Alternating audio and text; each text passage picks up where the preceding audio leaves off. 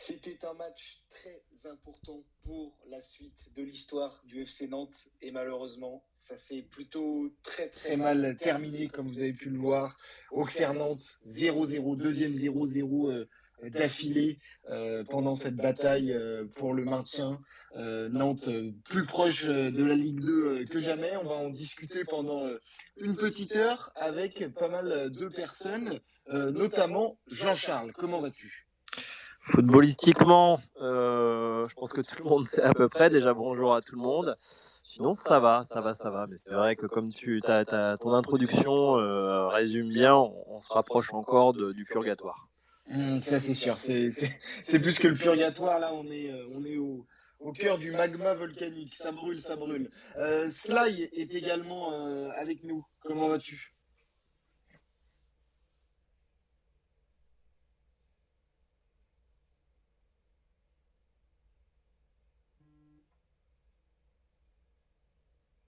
Elle était déjà un peu installée, mais là je crois que les carottes sont quasiment cuites.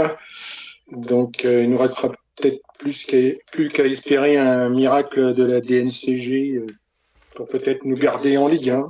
On va prier.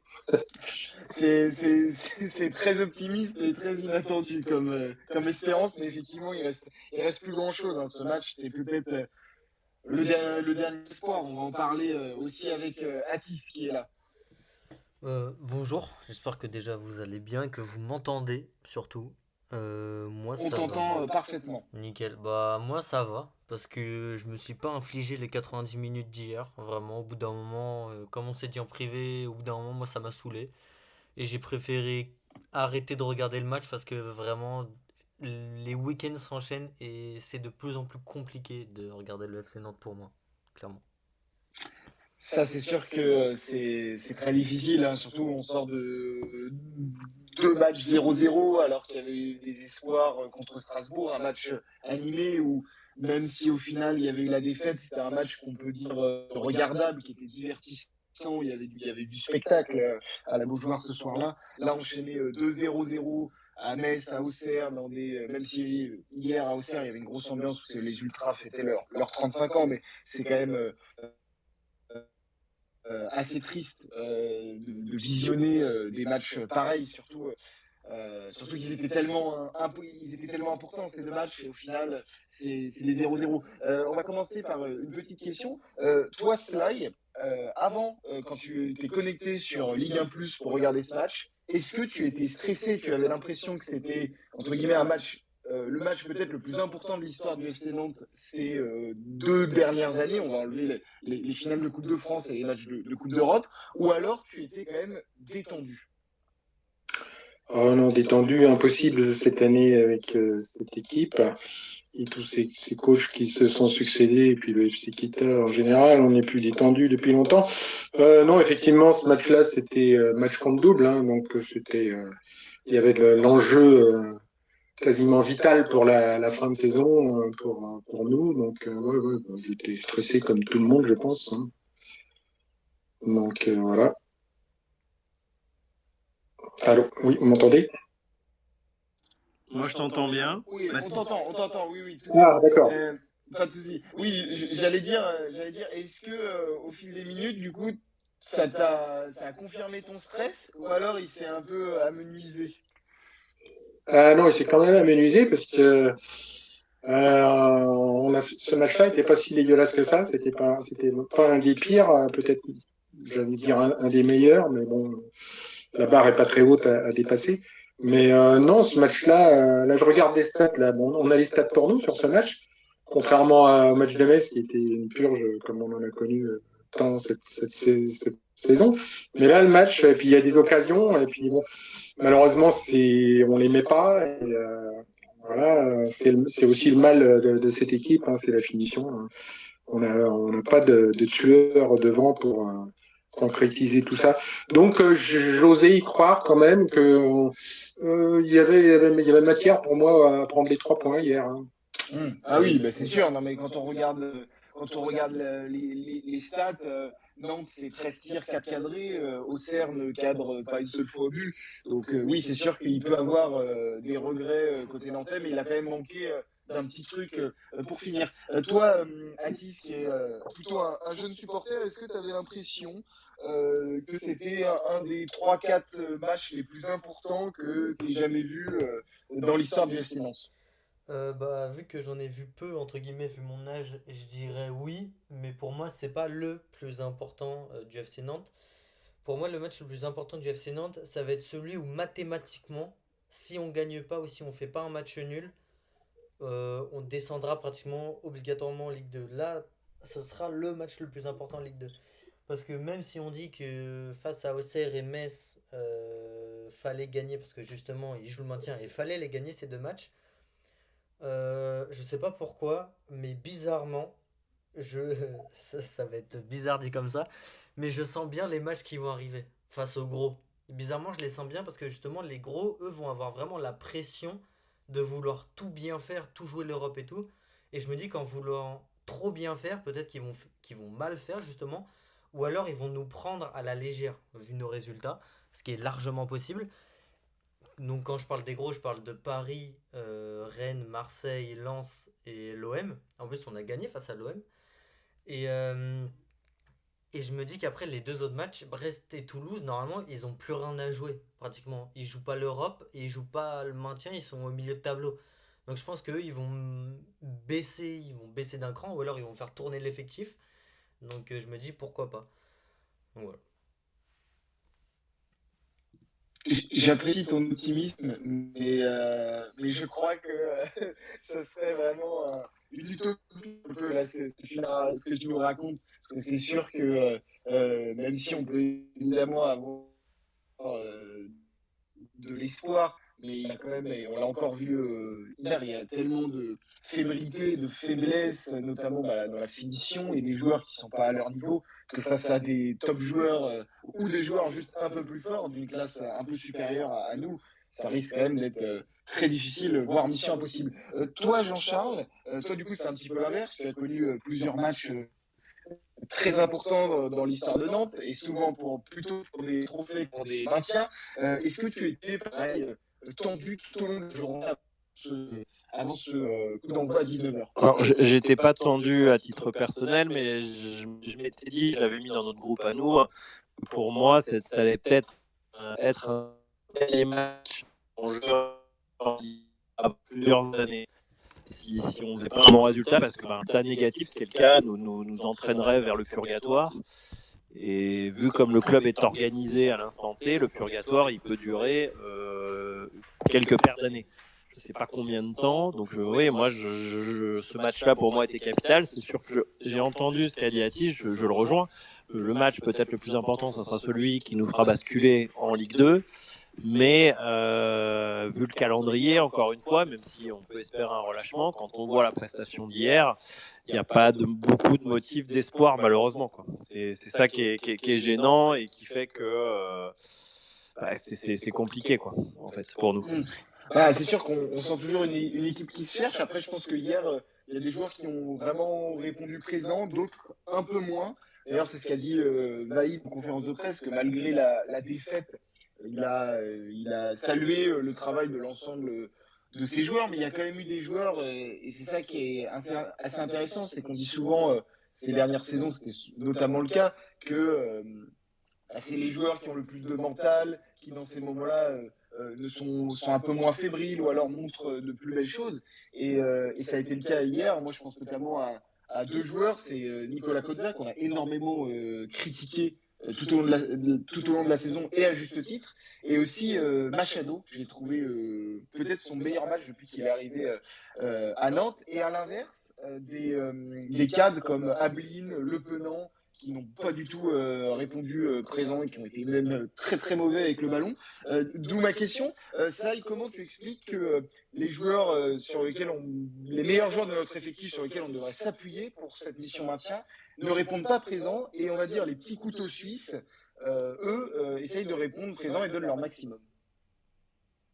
C'est une bonne question. Je suis content que tu me la poses. Mais bon, c'est difficilement explicable, hein, effectivement. Hein. Depuis que Coach Veil est arrivé, il a pas eu peut-être trop le temps de juger son effectif, de bien en faire le tour. J'ai lu qu'il faisait une prépa physique pas vraiment individuelle suivant l'état de forme du joueur. Je ne sais pas si c'est vrai, mais je rejoins la théorie que j'ai entendue dans la presse, c'est que les joueurs contre Metz étaient rincés parce qu'ils avaient fait une semaine, voire 10 jours de prépa vraiment intensive. Alors je ne sais pas si c'est ce genre de répercussions, de choses qui ont encore des répercussions ces derniers temps. Mais c'est vrai que, bon, en fait, on parle d'un Le Penant, par exemple, qui vraiment un très bon gratteur de ballon, hein, malgré tout. Il a encore bien exercé ce rôle hier, même contre Metz. Mais c'est pas un meneur de ballon, c'est pas un milieu offensif, c'est pas un très bon relayeur, ni un finisseur. Il n'a pas de frappe de balle, malheureusement pour nous. Donc c'est sûr on peut pas lui demander de faire vraiment plus que ce qu'il sait faire. Et bon, il se donne à fond. Il a un côté chien fou, par exemple, lui, Le Penant. Et bon, il le paye après physiquement peut-être. Et puis, bah, pour les autres, c'est difficile à dire, mais il y a eu tellement de c'est normal avec Coach Veil, parce qu'il arrive, donc il a pas eu tout le temps les mêmes compos sur les 3 matchs qu'on a fait là. Mais après, il y a eu aussi tellement de machines à laver par Cantari qui changeait de compo comme de chemise. Je pense que les joueurs en ont pâti un peu aussi pour acquérir des automatismes ou ce genre de choses. Ah oui, c'est sûr qu'effectivement, plus on est à la fin de la saison, c'est quand même une équipe qui est plutôt émoussée également. Atis, est-ce que justement toi tu trouves ça assez triste que dans ce genre de match, c'est Nicolas Kozza qui est le meilleur joueur? Mais en fait, je trouve ça même logique parce que justement, lui, il se fait critiquer à chaque match. Donc, entre guillemets, il a quelque chose à faire valoir en fait. Il a un ego, ce qui est tout à fait normal. Et donc, du coup, si tu as un ego un minimum logique, si on te critique, derrière, tu vas tout donner pour essayer de renverser la situation ou de changer les critiques. C'est pour ça que moi, là, actuellement, je vais prendre vraiment et je vais le cibler jusqu'à la fin de la saison maintenant. Mathis Sablin, il le sait que c'est l'un des meilleurs joueurs de l'équipe pour certains. Pour moi, ce n'est plus du tout le meilleur joueur de l'équipe, même techniquement. Il est zéro maintenant. Mais ça, je pense qu'on va en reparler juste après. Parce que du coup, lui, il le sait. Il le sait que dans tous les cas, le club est pratiquement mort, entre guillemets. Et il est pratiquement sûr que même si le FC Nantes va en Ligue 2 l'année prochaine ou pire, lui, il le sait que ça soit dans un club de Ligue 1 ou dans un autre top championnat, il aura sa place dans tous les cas. Donc je comprends son comportement entre guillemets marchant sur le terrain en se donnant plus à fond. Parce que dans tous les cas, il sait qu'il va rebondir quelque part. Alors que par exemple, un petit jeune, comme par exemple un Ali Youssouf qui vient de Tunisie, si je dis pas de bêtises, lui, il a tout à jouer en France. Lui, c'est clairement sa carrière, entre guillemets, qui est en train de se jouer, donc il est obligé de se donner à 100%. Et les jeunes du FC Nantes, comme les Tabibou, les trucs comme ça et tout, c'est exactement pareil. Là, ils jouent leur début de carrière, et s'ils n'impressionnent pas maintenant, ils seront pratiquement aux oubliés dans quelques années. Donc eux sont obligés de performer. Contrairement à des cadres, entre guillemets, comme les Coquelin, comme les Rémi Cabella, comme les Le Penant, comme les Mathis Sabline, et Le Penant, c'était un peu le cas hier, mais Le Penant, après, c'est comme tous les joueurs, ça arrive de passer à côté des matchs. Ces joueurs-là, ils ont pratiquement, entre guillemets, leur carrière de fait, à part Mathis Sabline, comme je l'ai dit, mais lui, il sait que c'est un grand espoir, donc il aura de quoi rebondir. Donc pour moi, c'est juste logique, ce genre d'attitude. Après, tu dis que c'est logique, mais selon moi, ça peut être aussi injustifiable et inentendable, notamment pour les supporters. Il ne faut pas non plus oublier, et d'ailleurs c'est Vaïd qui l'avait dit lors de sa conférence de présentation, qu'une relégation dans une carrière, c'est jamais bon signe dans le CV, si vous voyez ce que je veux dire. Ah mais Sly, tu voulais réagir à ce que disait Atis. Oui, bah, je voulais dire ce que tu viens justement de dire, oui, que les calculs d'un joueur comme ça, moi j'y crois pas trop, parce que plus il termine sa saison efficacement et pas sur une fausse note comme une relégation, plus il a de chances d'être sollicité et de pouvoir négocier un salaire à la hausse, et une suite de carrière intéressante. Mais je pense pas, puis je vois pas Ablin dans son caractère comme pour moi c'est un winner, c'est un vrai attaquant. Lui, il a envie de performer à chaque match, mais il a un jeu qui est basé sur la course, qui est très exigeant physiquement. Et il était rincé comme les autres face à Metz. Et je pense qu'il est encore un peu rincé, qu'il est un peu rincé encore contre Auxerre. Et voilà. Et après, tout a tellement tourné autour de lui cette saison, quoi. La fin de saison, je conçois qu'elle puisse être vraiment dure physiquement pour lui, hein, parce que c'est le Moses Simon de l'année dernière, quoi. On passe la balle à Adeline, enfin avec Cantari et pendant une grande partie de la saison, c'était tout sur lui. Et puis c'est vrai que sur cet effectif, à part lui, qu'est-ce qu'on a comme autre attaquant efficace? On n'en a pas d'autres, hein. Tabibou, pour moi, c'est pas un attaquant, Tabibou. Pour moi, c'est plutôt un numéro 10, un milieu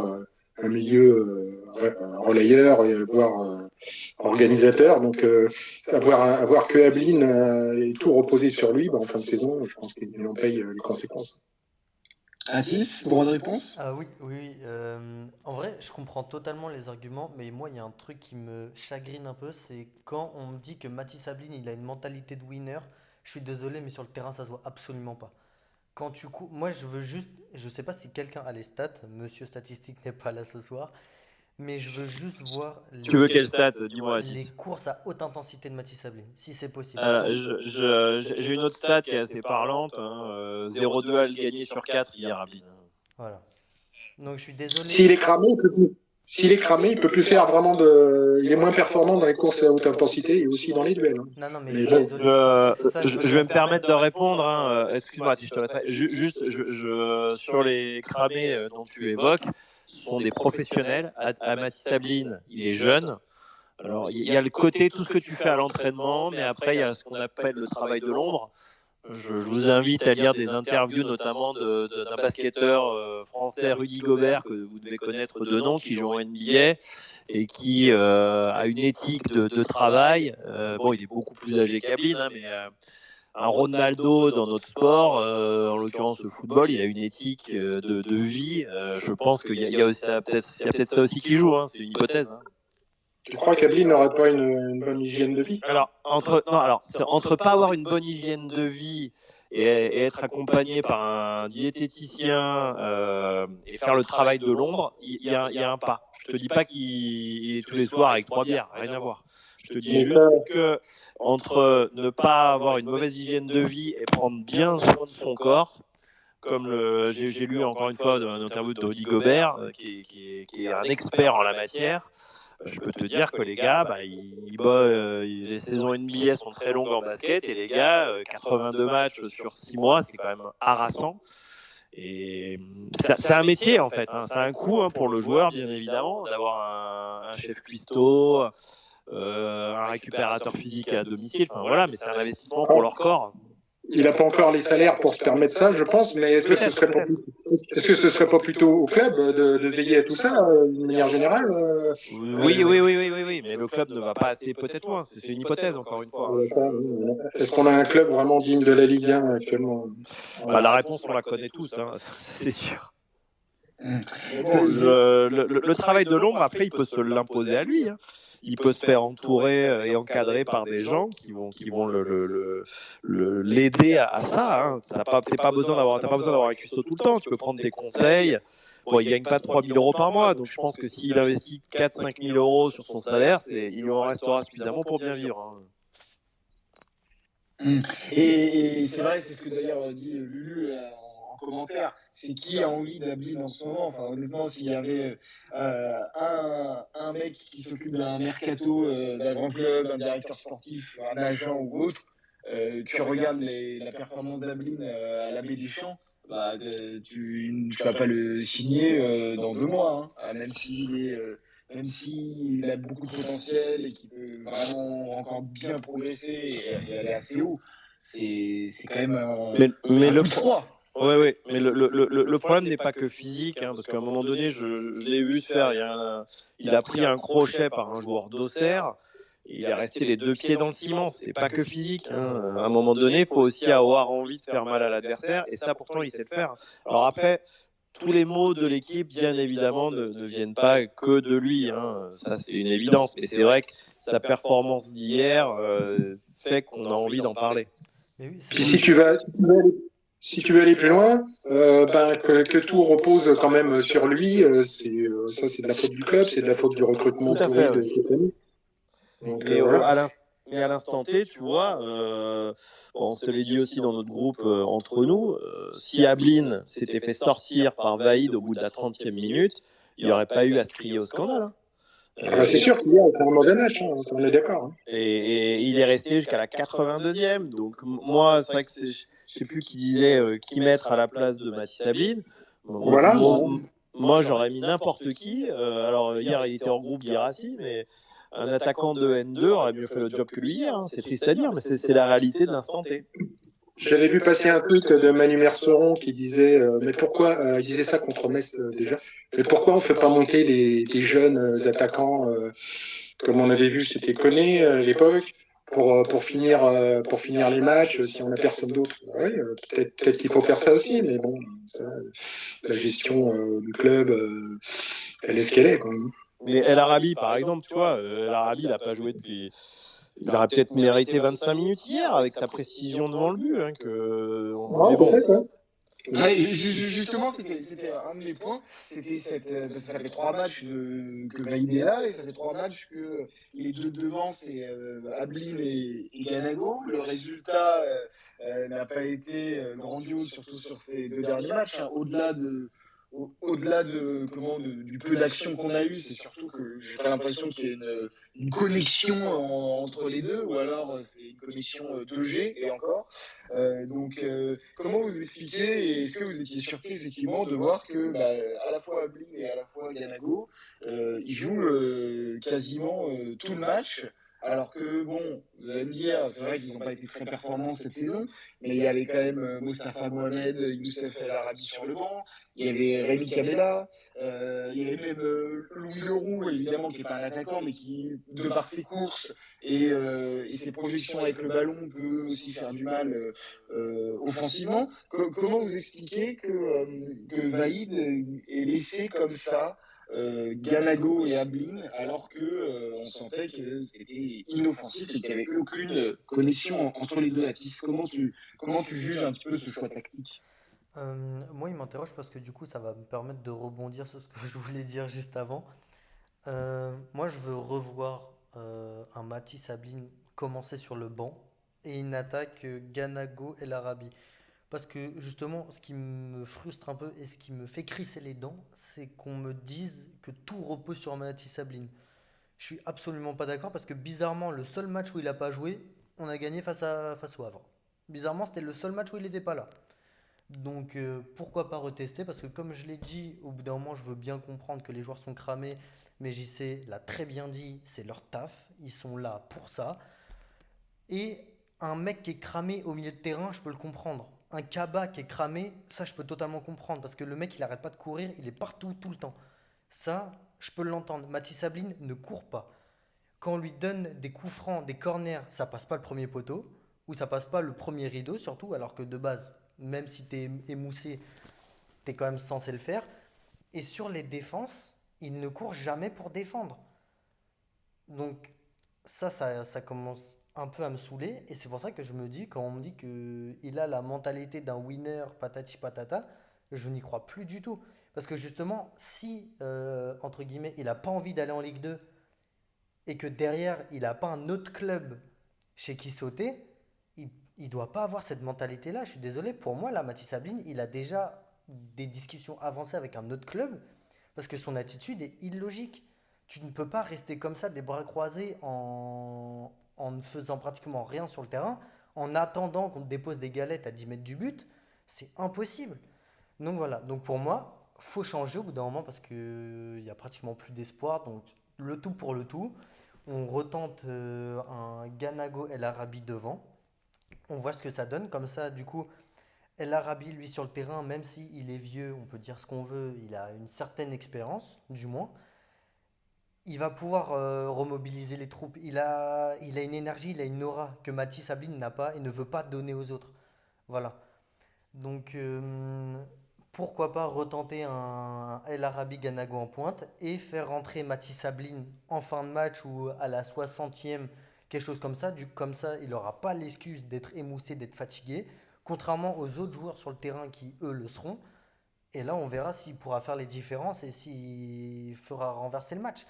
Mais si même avec ça, il ne renverse pas les matchs, bah là, je suis désolé, mais voilà. Et c'est ce que j'ai dit, entre guillemets, en privé. Depuis que Mathis Ablin commence les matchs, donc depuis 3 4 matchs, et vu qu'il ne défend pas et en attaque, c'est pratiquement le néant, mais ça, c'est tout le monde dans l'équipe, bah, j'ai l'impression qu'en fait, le FC Nantes joue à 10 contre 11. Parce que défensivement, il n'est pas là et offensivement, personne n'est là. Donc, c'est ça qui me frustre un peu personnellement. Slide, toi, pour le match contre Brest. Là, il y a Atis qui vient me dire Ganago l'Arabie. C'est vrai que sur le papier, ça n'a pas excité les foules et je suis pas sûr que les gens viennent à la Beaujoire pour ça. Toi, quelle animation offensive et quels hommes tu mettrais pour ce match contre Brest la semaine prochaine? Alors moi, je suis en partie d'accord avec Atis et en partie pas du tout d'accord. Parce que depuis que Vaïd est là, eh ben, si tu regardes, si tu reprends tous les matchs, tous les débuts de match, toutes les premières mi-temps et une partie de la deuxième, tu verras que Mathis Ablin fait le travail défensif. Et effectivement, si on faisait un peu plus tourner devant, peut-être qu'on pourrait le faire rentrer en deuxième mi-temps et que ces courses fulgurantes, s'il a retrouvé la pêche, pourraient faire beaucoup plus mal que sur une défense déjà émoussée. Donc oui, alors on a déjà vu aussi El Arabi, mais El Arabi physiquement, bon, bah, malheureusement, il fait son âge sur le terrain, malgré sa vista, son intelligence du jeu et sa technique. Il y a eu beaucoup de matchs où il est rentré, où il a été invisible, hein, parce que bon, il avait des entre guillemets des petits jeunes face à lui qui le bousculaient et qui l'empêchaient de faire ce qu'il voulait, quoi. Donc c'est pas devant, de toute façon, en attaque. Pour reprendre ce que je disais tout à l'heure, on aurait pu faire monter d'autres attaquants, même des petits jeunes, qui auraient pu éventuellement faire quelque chose de bien sur une ou deux actions et pourquoi pas déclencher, arriver à marquer un but avec une action bien ficelée. Moi, Koné, par exemple, j'aurais bien voulu le revoir. Hein. Bon. Après, on a Guirassy aussi, mais Guirassy, bah, on a l'impression, lui, qu'il est apathique devant et qu'il. Alors, c'est peut-être une impression sur sa silhouette, je sais pas, mais puis il performe plus. Alors que même au début de saison, c'est lui qui nous fait gagner contre le Havre sur sa rentrée. Il est hors groupe hier. Hein. Ouais, il est dans le groupe, mais bon, il rentre. Non, hors groupe. Il n'était pas sur le banc. Ouais, bon, bah, ouais, voilà. Moi, il a une mauvaise fin de saison, lui aussi. Donc, est-ce que c'est physique aussi ou est-ce que c'est autre chose? Je sais pas. Je peux me permettre de reprendre. Je voulais rebondir sur un propos d'Atis qui a dit le tout pour le tout.